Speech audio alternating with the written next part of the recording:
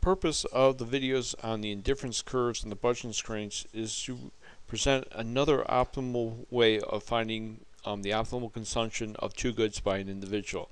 This video will show how economists do this with some interesting results of the theory, one of which is to explain how economists believe demand is formed.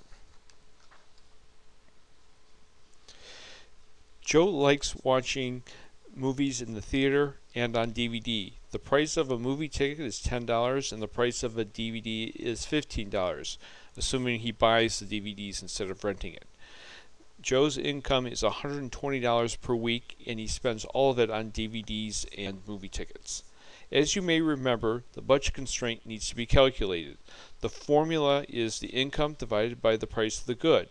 Since Joe earned $120 and a DVD costs $15, if Joe spent the entire $120 on DVDs, he could purchase 8 of them. If Joe spent his entire income of $120 on movie tickets costing $10 each, he could purchase 12 tickets.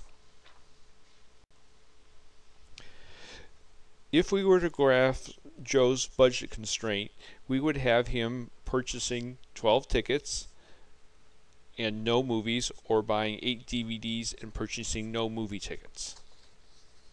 The result would be the graph that you see on the screen.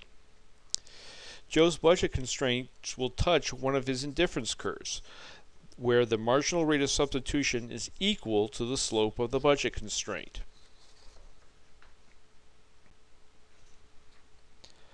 The place where Joe's indifference curve touches the budget constraints gives the amount of DVDs Joe will buy. In this case, Joe will buy 3 DVDs.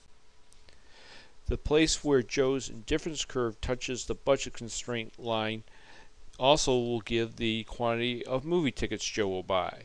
In this case, 6. The important thing to remember is that when an indifference curve touches the budget constraint, the marginal rate of substitution is equal to the slope of the budget line, so that the optimal level of consumption is found. In this case, the optimal level of consumption will be 6 movie tickets and 3 DVDs.